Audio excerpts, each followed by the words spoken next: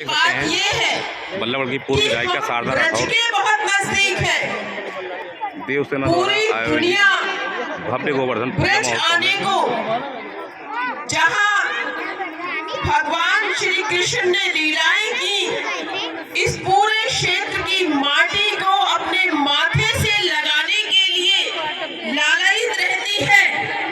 और हम कितने सौभाग्यशाली हैं कि हम जब चाहें कुछ ही देर में ब्रजभूमि पहुंच जाते हैं। तो कोई ना कोई पिछले जन्मों में अच्छे कर्म होंगे हमारे, जो हम यहाँ पैदा हुए हैं।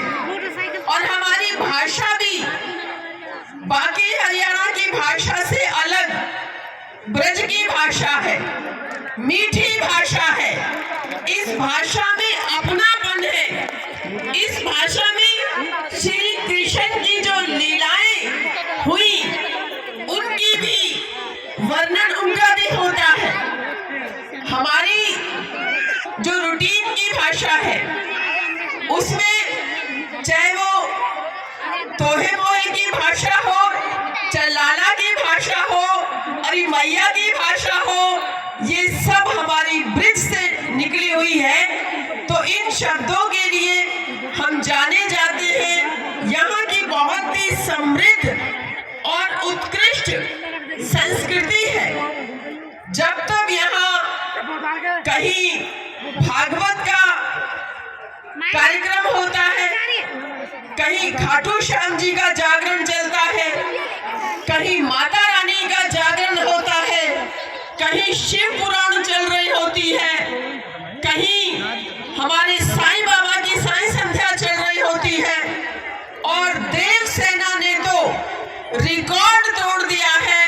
अपने धर्म, अपनी संस्कृति, अपनी सभ्यता, अपनी मर्यादा, अपनी परंपराओं को आगे लाने के लिए ये पूरी टीम दिन रात लगी रहती है। अपना समय भी देते हैं, अपनी जेब से पैसा भी लगाते हैं, और जनता भी इनका भरपूर सहयोग करती है। तो एक बार जोरदार तालियां देवसेना के लिए हमें बजानी चाहिए। हम इनको सलाम करते हैं, इनके जज्बे की हम भूरी भूरी प्रशंसा करते हैं। और जो आपने शुरुआत की है, हम तो भूलते जा रहे हैं अपने त्योहारों को।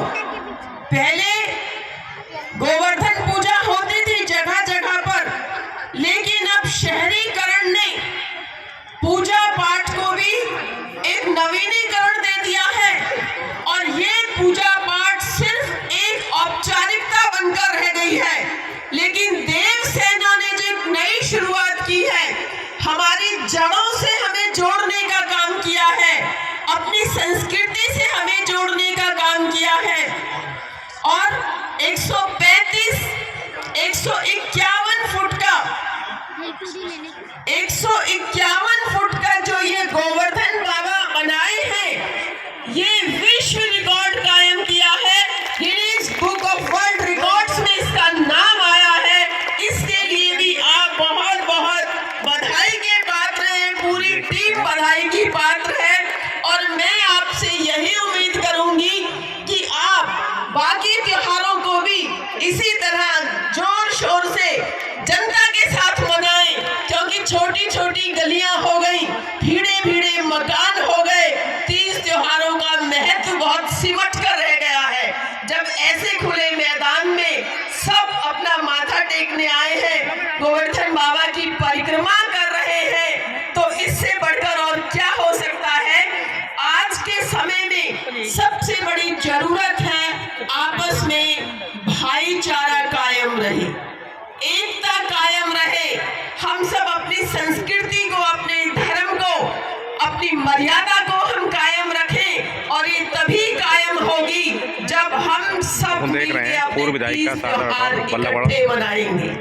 तभी ये देश तरक्की करेगा, तभी हम विश्व में फिर से अपनी साख को बढ़ा पाएंगे। और हमें पूरी उम्मीद है इसकी शुरुआत बल्लभगढ़ की इस ऐतिहासिक नगरी से, इस पावन मिट्टी से हो चुकी है। और जो भी हमारे भाई बहन इस कार्यक्रम में हिस्सा ले रहे हैं, अपना समय दे रहे हैं, अपने पूरे प्रयास कर रहे हैं, उन्हें गोवर्धन बाबा का विशेष आशीर्वाद मिलेगा।